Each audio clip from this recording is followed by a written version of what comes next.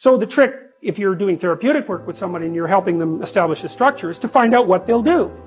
Now, if they want to get better, which is not a given, because there are often payoffs for not getting better. That's basically the payoffs of being a martyr, or maybe the payoffs of doing what your entirely pathological family members want you to do because they actually want you to fail. Assuming you want to get better, there's usually something you can figure out that would constitute a step towards some sort of concrete goal. And my presumption, it's a behavioral presumption fundamentally, is that small accruing gains that repeat are unbelievably powerful. So, this is another thing to know about in your own life. It's something I learned in part from reading the writings of Alexander Solzhenitsyn, who's a great Russian philosopher and novelist. He said, you can look at your life and you can see what isn't right about it. All you have to do is look.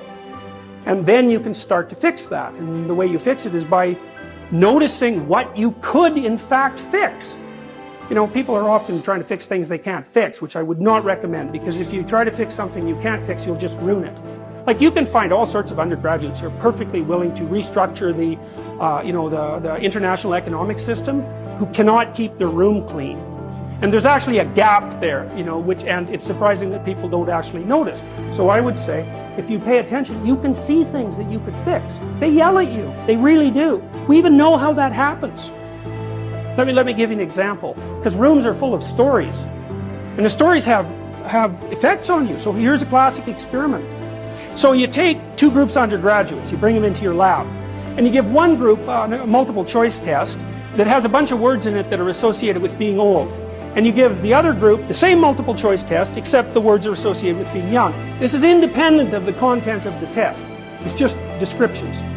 And then you time the undergraduates as they walk back to the elevators. The ones who completed the multiple choice test that had more words associated with aging walk slower back to the elevators. And they don't know that. And they don't know they're doing it. And that study's been replicated in various forms many, many times. You're unbelievably sensitive to the story that your environment's telling you, because your environment is not made out of objects. That's just wrong. Your environment is basically made out of something like tools and obstacles. You're a tool-using creature. You're a tool-perceiving creature. The things like if I take you out of this room and I say, well, what was in the room? You're not going to say, random patterns in the carpet, because they're real. They're just as good an object as anything else. You're going to say chairs because you can sit on them, and you're going to say handrails because you can hold them. You're going to say stairs because you can walk down them.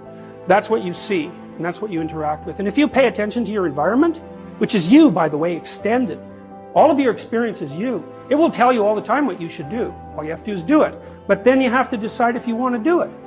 One of the things I've noticed about people, because I've wondered, once I started studying these mythological stories, and I got this idea about the fact that life can be meaningful enough to justify its suffering. I thought, God, that's such a good idea.